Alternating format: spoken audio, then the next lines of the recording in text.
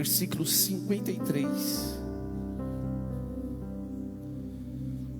e 58. Evangelho de João 6, 53, 58. Eu vou ler aqui nessa tradução dessa tela, com todos vocês juntos, em nome de Jesus.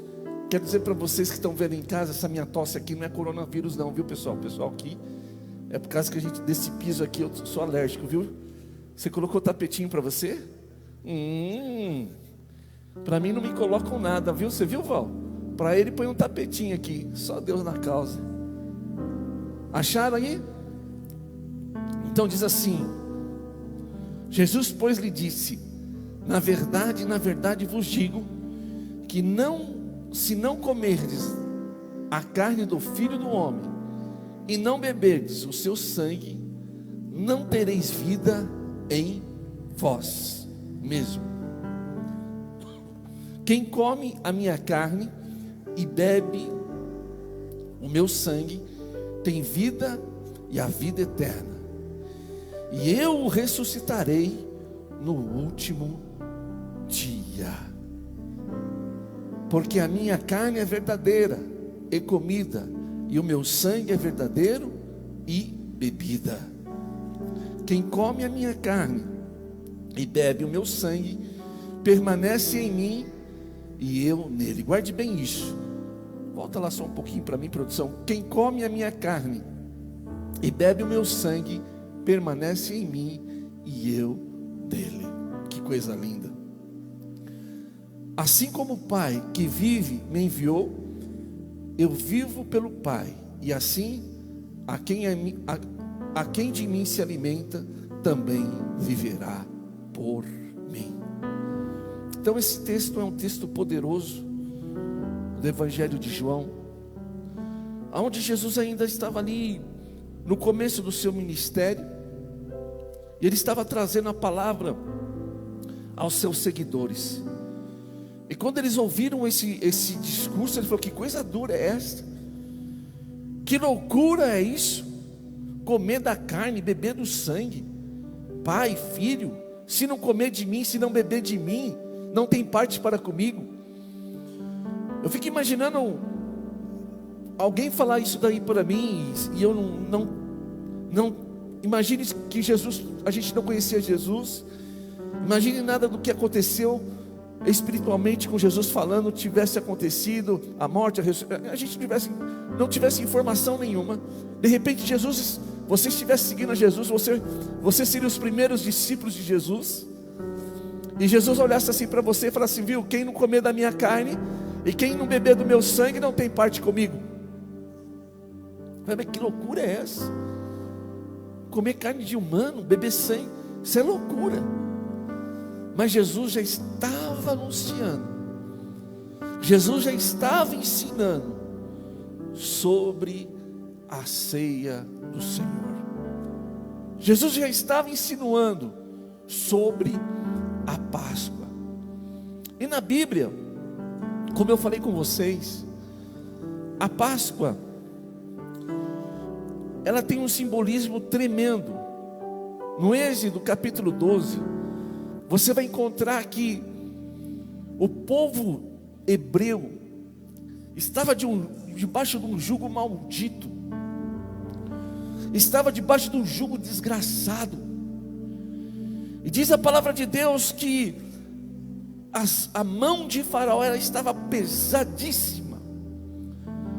1, 2, 3, 4 gerações vivendo debaixo de uma escravatura, debaixo de opressão, debaixo de tristeza. Então o povo começou a clamar a Deus. Então o povo começou a pedir misericórdia ao Senhor. E diz a palavra que o Senhor ouviu a oração e levantou Moisés.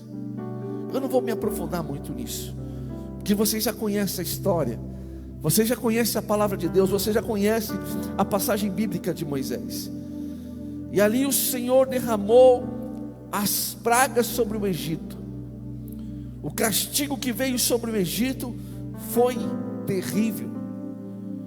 E teve o último, mas esse último teve algo especial, porque Deus falou assim: agora acabou. Agora eu vou marcar um novo tempo na vida do meu povo. Então o Senhor disse para Moisés: olha, pega o povo, reúne em suas casas, pegue um animal, cordeiro, sem mancha, sem mácula, sem defeito algum. Corte ele, coloque o seu sangue na bacia, e a carne você pode comer. Veja só, a carne vocês podem comer. Se for uma família pequena, então se reúnam com 2 famílias, e pegue este sangue e coloque numa bacia, e com um tipo de uma planta que era tipo uma esponja, vocês vão colocar nos umbrais das portas. E vocês estejam prontos, vestidos, sapatos, cajados.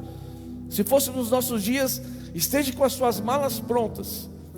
Por quê? Porque depois deste dia haverá uma grande libertação. Diz a palavra de Deus então que o povo de Israel, os hebreus, se ajuntaram em suas casas, e tinha erva amarga, tinha um pão asmo, mas eu quero falar só desses 2 elementos. E diz a palavra de Deus que o povo de Israel se ajuntou, cada um na sua casa, cada um no seu lar, e não tinha um templo, não tinha uma grande congregação. Pastor Paulo, pastor Carlão que está aqui, William, o Zara que some, ali está ali. Não tinha um templo, não tinha uma congregação. Então o povo se reuniu em suas casas. Você que está com o seu pão, com o seu vinho aí, se prepare, porque a glória de Deus vai descer aí no seu lar, aleluia.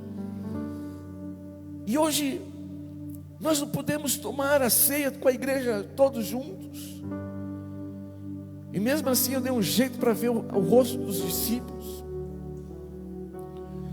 Entregamos a ceia no estacionamento, mas eu sei que para muitos ficaram difícil vir, outros não têm carro, outros o marido não aceita, outros estão com medo, enfim. E naquele tempo e naquele dia foi a mesma coisa, porque o povo estava todo nas suas casas, acuados. Porque eu não sei se você lembra, mas cada vez que Deus se manifestava, cada vez que Deus derramava o seu poder sobre o Egito, mais o coração de Faraó se endurecia. E quando o coração de Faraó ficava duro, ele pressionava o povo. Aleluia. Mas diz a palavra de Deus que aquele seria o último ato do povo de Deus na terra do Egito. E diz a palavra de Deus que então eles colocaram o sangue na porta. E quando chegou a noite, porque quem não tivesse a marca do sangue, todos os primogênitos da casa morreria. Então os filhos mais velhos morreriam. O primeiro de cada casa morreria. E diz a palavra de Deus que quando deu a escuridão e o anjo da morte passava, e aonde tinha a marca do sangue, ele batia em retirada. Mas aonde não tinha, então ele entrava e ceifava a vida dos primogênitos. E houve um grande temor, e houve um grande medo, e houve um grande lamento na terra do Egito. Desde a casa de Faraó, a casa mais simples dos egípcios, havia a morte. Era o grito, era o cheiro, era a angústia e a lamentação da morte. Mas também diz a palavra de Deus que aonde tinha a marca do sangue, o anjo da morte passava e não entrava. Aleluia. E eu quero que você entenda isso, que depois disso, Faraó falou: some daqui com todo esse povo, eu nunca mais quero ver vocês. Então foi constituído a primeira Páscoa, e eles saíram celebrando e cantando, pegando as coisas dos egípcios, indo embora para a terra prometida. Eu quero declarar e eu quero profetizar na sua vida nesta noite, em nome de Jesus. Quanto mais nós clamamos a Deus, enquanto Deus mais manifesta a sua glória, mais o inimigo fica furioso. Mas eu quero declarar que depois da Páscoa, eu quero profetizar que depois da Páscoa, algo diferente está e vai acontecer. Diga assim: depois da Páscoa, algo novo vai acontecer. Vocês estão em suas casas, esse pânico, esse medo, mas eu quero ser profeta agora. Quem pega? Quem pega, pega. Quem não pega, fica olhando para mim com cara de herege. Quem pega essa palavra? Eu quero dizer que depois disso haverá um grande avivamento, um avivamento que nós nunca experimentamos. A igreja do Senhor Jesus vai experimentar o maior avivamento dos últimos dias. Eu declaro e eu profetizo. E eles saíram felizes. Mas o tempo passou, meus amados, e o povo ficou debaixo da lei. Mas foi o resgate da primeira igreja, a igreja de Israel. Agora vem o libertador da igreja, a noiva de Cristo. A palavra de Deus diz que Jesus veio para os seus, para os judeus, mas eles não quiseram, não receberam. Então Deus deu poder para aqueles que crêem em Jesus Cristo serem feitos filhos de Deus. Então Jesus se manifesta agora, e em Mateus capítulo 26, versículo 26 e 28. Vamos ler Mateus 26, do 26 ao 28. Mateus, vocês vão entender o que acontece agora, esta Páscoa que mudou a vida da humanidade. Pode colocar para mim, por favor? Mateus 26, do 26 ao 28. E quando comiam, Jesus pegou o pão, abençoando, e partiu, e deu aos seus discípulos, e disse: tomai e comei, isto é o meu corpo. E tomando o cálice, dando graça, dizendo: bebei dele todos, porque isto é o meu sangue, e o sangue do Novo Testamento, que é derramado por muitos para a remissão dos pecados. Então, nós passamos de Moisés, o tempo da lei, para chegar no tempo de Jesus. E agora não era um cordeiro, não era um sangue que colocaria no umbral de uma porta, não era uma carne assada de um cordeiro. Mas Jesus disse: quem comer deste pão está comendo do meu corpo, quem beber deste cálice está bebendo do meu sangue. Uau, que maravilha! Porque aquele que come do meu sangue e bebe da minha carne tem parte comigo.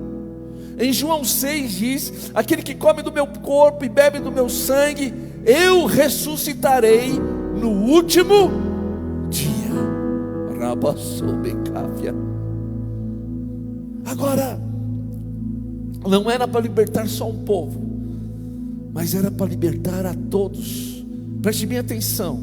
A muitos é diferente a todos. Por que não a todos, apóstolos?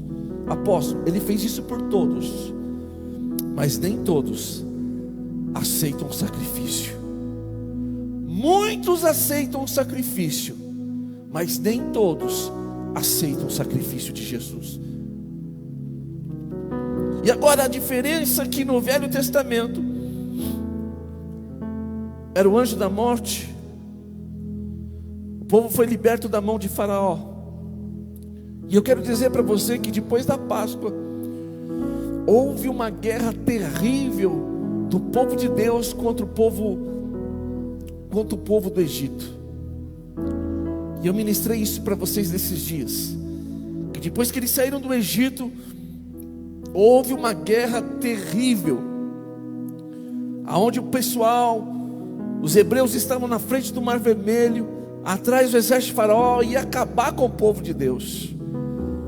Mas vocês conhecem que depois da Páscoa há um poder da libertação, e mesmo que o inimigo tente, ele é um derrotado. Diz a palavra de Deus que quando Moisés estende o cajado e coloca nas águas, o Mar Vermelho se abre, o povo passa seco. Quando veio o exército de Faraó, o mar se fecha e os seus inimigos morreram afogados. Agora no Novo Testamento é diferente. Jesus Cristo, depois dessa Páscoa, depois que ele reúne com seus discípulos, ele teve uma guerra, mas a guerra dele não era simplesmente física. A guerra dele não era simplesmente com o rei humano. A guerra dele era contra principados, potestades, demônios e dominadores. E diz a palavra de Deus que quando Jesus sai daquele lugar, ele vai para o Monte das Oliveiras. E quando ele chega naquele momento, naquele lugar para orar, era uma guerra, era uma opressão, era uma tristeza, era algo tão ruim, mas era algo tão terrível, que ele clamou para os seus discípulos: ei, eu quero que vocês orem comigo, venham orar comigo. Uma vez, duas vezes, três vezes. E os seus discípulos não tiveram estrutura espiritual para ajudar Jesus, porque a guerra que Jesus estava passando era difícil. Então Jesus disse: olha, os discípulos, eu não estou aguentando. E Jesus diz: a carne é fraca, a carne de vocês é fraca, por isso vocês têm que orar e têm que vigiar. Aleluia. Eles tinham acabado de tomar ceia, eles não tinham força para orar, porque a guerra espiritual era muito grande. Então Jesus, no Getsemane, ele começa a orar, e diz a palavra de Deus que a angústia, a dor foi tão grande, que ele olhou para o Pai e disse: Pai, se possível for, afasta de mim esse cálice. Não houve resposta. Jesus vai e ora de novo e fala: Pai, se possível for, afasta de mim esse cálice. Também a gente não sabe se houve ou não houve resposta, mas na terceira vez Jesus chega e fala: Pai, se possível for, afasta de mim esse cálice. Nós não sabemos a resposta, mas nós sabemos o que Jesus mesmo disse: seja feita a tua vontade. A angústia de Jesus foi tão grande que o seu suor se transformou em sangue. E teve um lugar que eu e minha esposa choramos, que foi o Gólgota e foi o Getsemane. E ali eu entendi que Getsemane significa lugar da prensa, aonde moe azeitona e se torna o vinho, se torna um azeite. E a azeitona, as melhores, as primícias, as mais gordas, graúdas, aonde saiu o azeite principal, era ali no Getsemane. E quando eu estava ali, eu entendi que as primeiras gotas de sangue de Jesus foi exatamente no Getsemane. Jesus estava sendo massacrado na sua alma. Síndrome de pânico, de dor, de tristeza, de opressão, tudo que você pode imaginar estava passando na alma de Jesus, porque ele sabia o que ele ia enfrentar. Então a sua alma começou a verter uma dor tão insuportável para o seu corpo. A pressão foi tão grande que o seu corpo começou a verter sangue. Depois da Páscoa, depois da celebração, a celebração de sexta-feira era para ter uma Páscoa maravilhosa. Mas Ele passou por isso.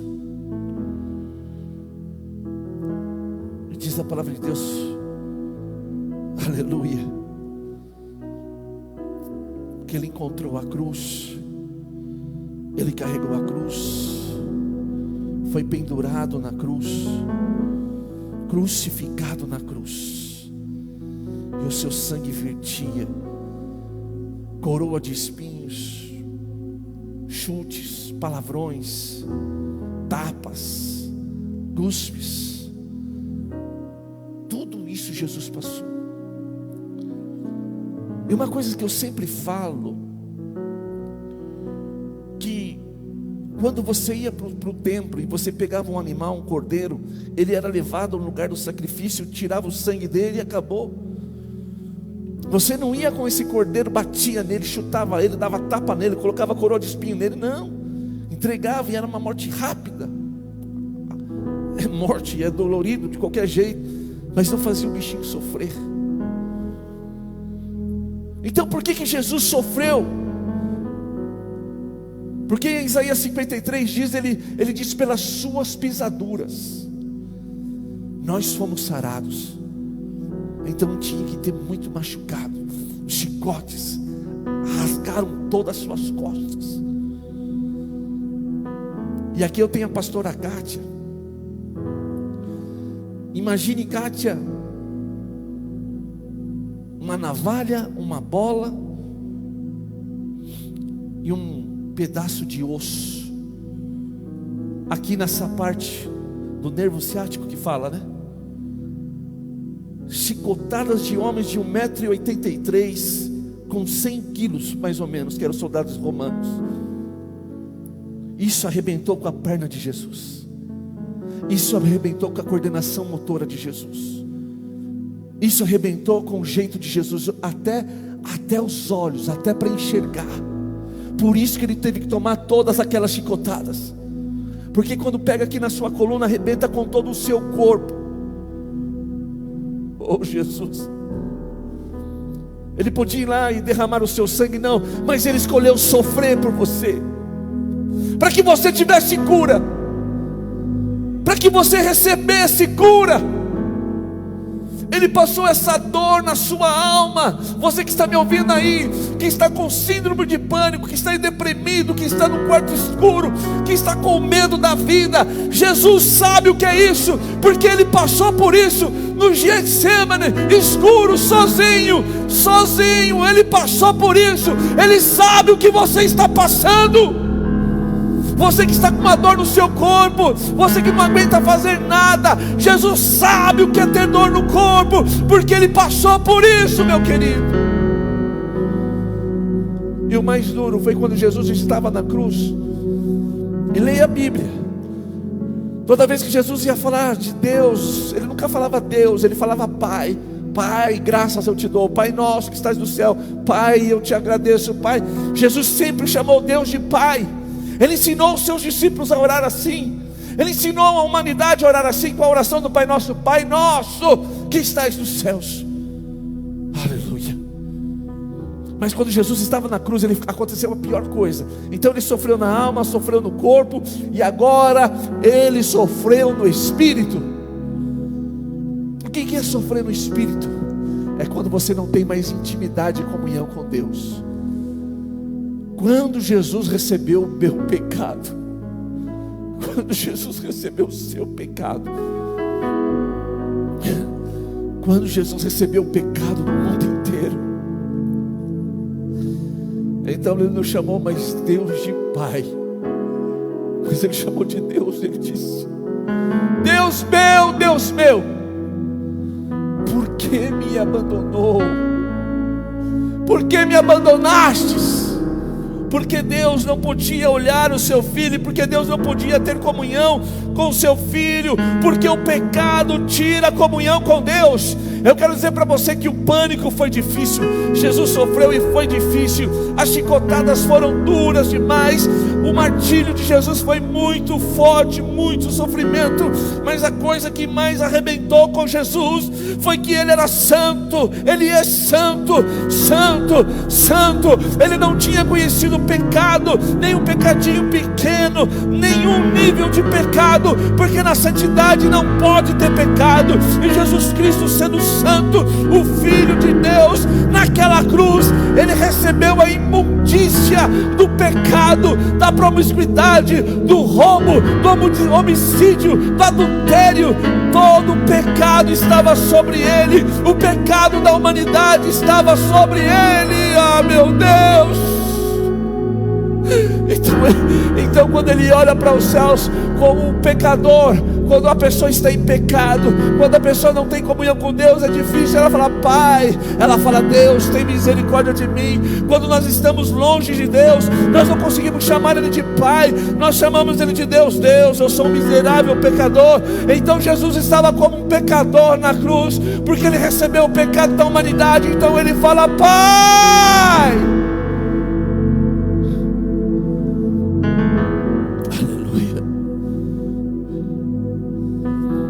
Então Ele diz: está tudo consumado, a Ti eu entrego o meu espírito.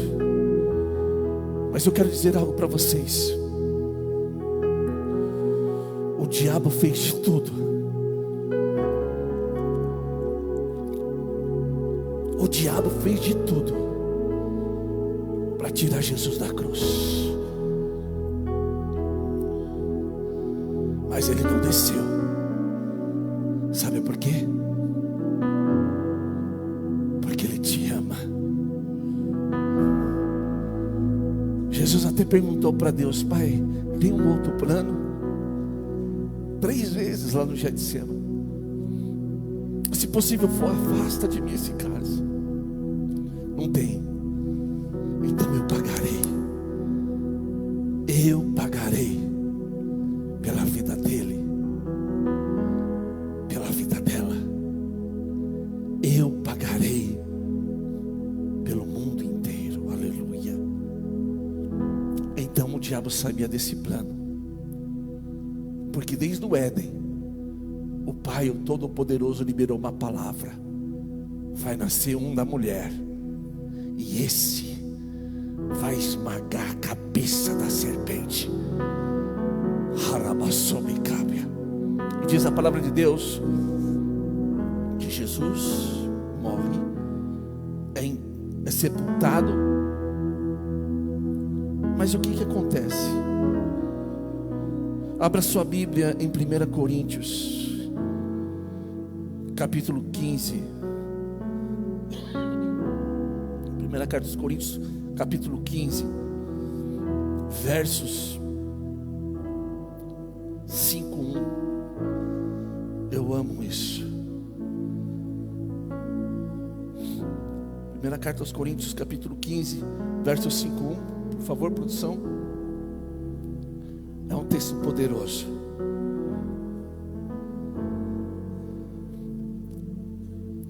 Versículo 51.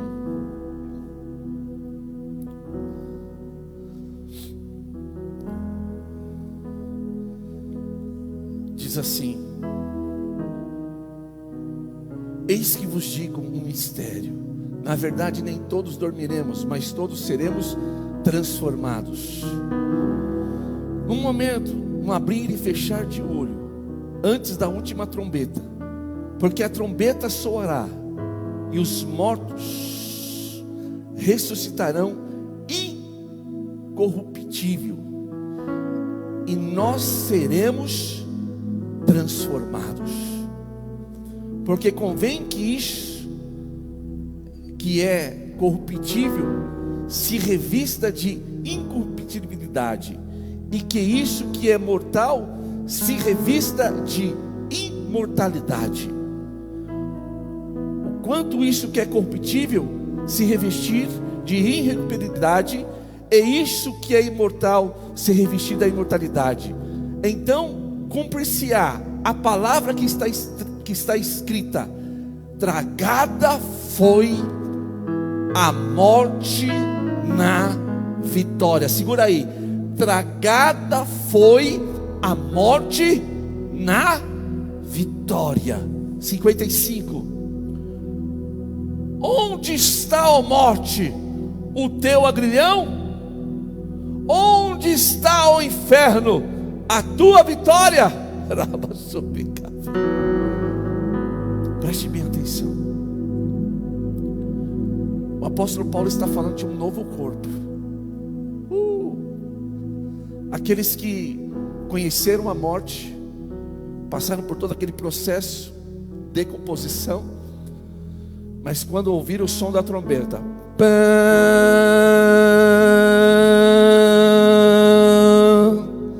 da volta de Jesus, diz a palavra de Deus que eles vão receber um novo corpo. Uau! Porque esse corpo aqui não aguenta subir lá. Quem está comigo aqui? Eles receberão um novo corpo. E nós, que provavelmente somos a geração do arrebatamento, teremos o nosso corpo transformado. Um abrir e um fechar de olhos. Vou ter cabelo, não vou ter dor das costas, não vou usar mais óculos, não vou ter mais cansaço, porque eu vou ter um corpo glorificado. Sabe por quê? Você sabe por quê? Você sabe por quê? Porque quando Jesus estava sendo sepultado, sexta, sábado, quando chegou sábado, Rabassobecábia, você entendeu que ele morreu como cordeiro, foi levado como cordeiro mudo ao matador. Mas diz a palavra de Deus, sexta, sábado, domingo, quando chegou no domingo, oh, aleluia, a morte foi vencida. Jesus Cristo venceu a morte, Jesus Cristo venceu o pecado, Jesus Cristo venceu o inferno. Ele entrou como cordeiro, mas agora no domingo ele ruge, ele ruge, ele ruge como um leão da tribo de Judá. Então eu, Daniel, vocês, meus irmãos, não conheceremos a morte, mas se nós morrermos, passaremos da morte para a vida eterna, porque Jesus, ele venceu a morte. Aleluia. O inferno não tem poder mais sobre nós. A morte não tem mais poder sobre nós. Você está com medo do quê? Morrer para você é viver, como diz o apóstolo Paulo. Rabassobecábia.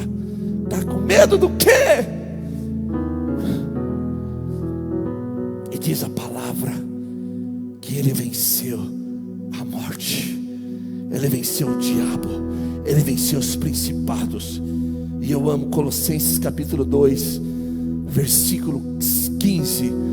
Colossenses 2,15. Sabe, meu querido, o meu Jesus está vivo. A cruz está vazia, o sepulcro está vazio. Pastor Paulo, até hoje eu não entendo.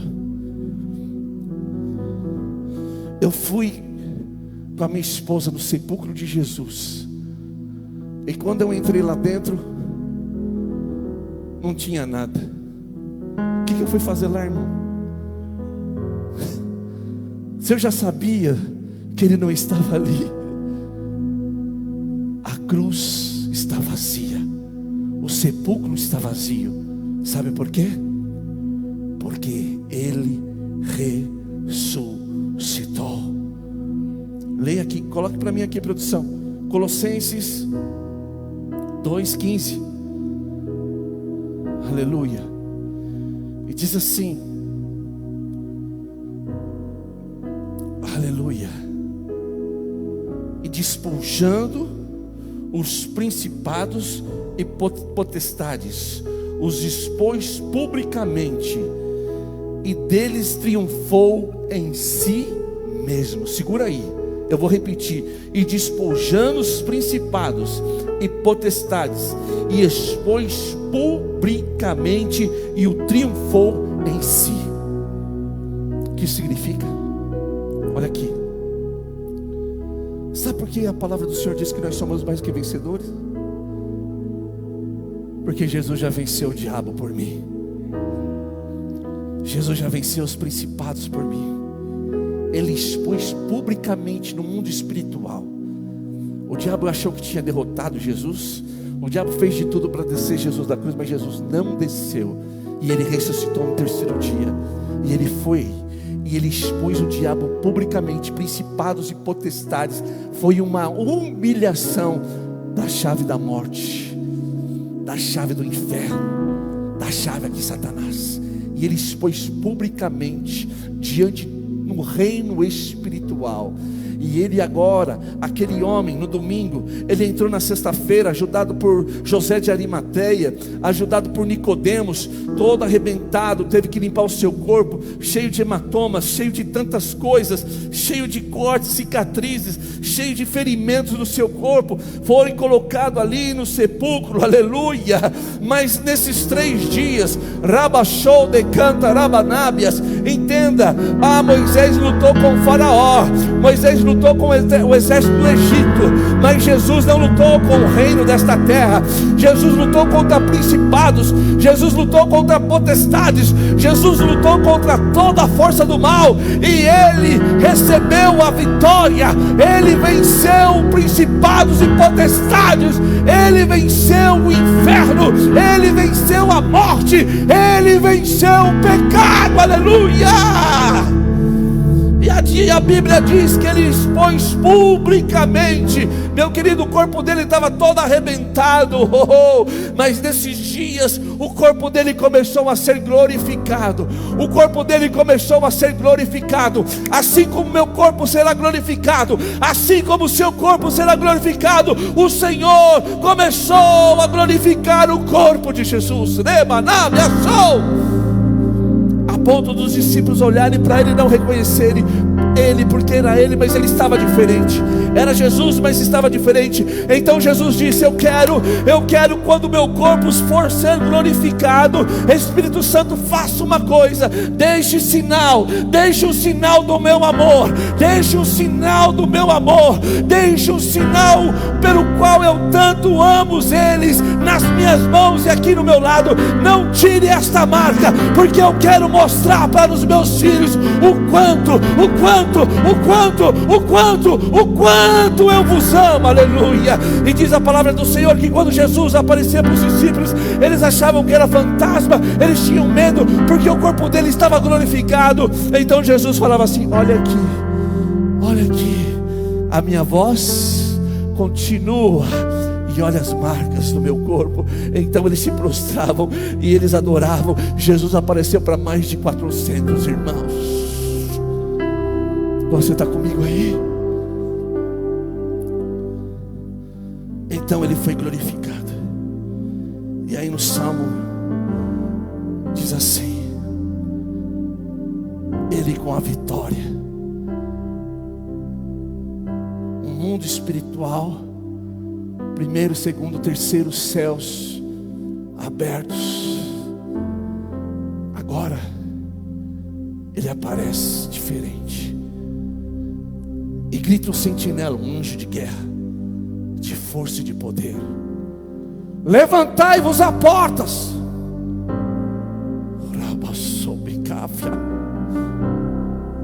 Levantai-vos a portas. E o outro pergunta: para quê? Para que entre o Rei da Glória.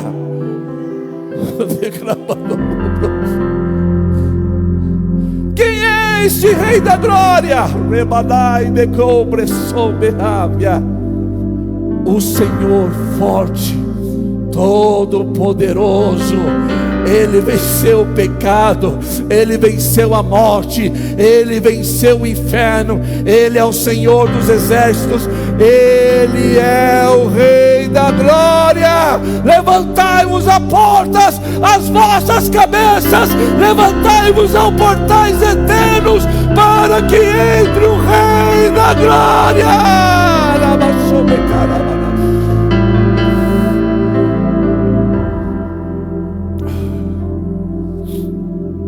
Esse Rei da Glória diz assim: quem beber do meu sangue e quem comer do meu pão, que é a minha carne, no último dia eu o ressuscitarei primeiro. Se Jesus voltar, quem comeu do pão e tomou do cálice aqui, do sangue, se Jesus voltar, nós ressuscitaremos. Porque essa aliança ultrapassa tempo, ultrapassa anos, ultrapassa até a morte. Porque Ele nos prometeu vida e vida eterna. Eu amo tanto a ceia do Senhor. E uma vez, num culto de ceia, uma jovem que mora na cidade de Jaú, Tatu, a Tronice, que trouxe eles para a igreja. Ela para a igreja. E o pai dela estava no hospital internado. Estava com uma doença que eu não sei o nome, que eu não guardo o nome de doença, não guardo o nome de pessoa. Imagina se eu vou guardar o nome de doença. Diz a palavra, o pai estava no hospital e aquele homem, mestre de capoeira, lutador de capoeira, movimentos, um homem forte, inclusive o nome dele é Daniel também, um homem forte. Então todos os músculos do seu corpo começaram a morrer. E ele estava internado no hospital, e os médicos desenganaram e falaram assim: olha, todos os músculos dele estão morrendo, e nós estamos com medo, porque já estava com problemas digestivos, já estava com problemas respiratórios, e nós estamos com medo que esta enfermidade entre no coração dele, porque quando entrar no músculo do coração, ele vai morrer. Então, aquela moça que estava aqui, a sua filha que estava aqui, ela foi lá no hospital. Estou falando, ela foi aonde? No hospital.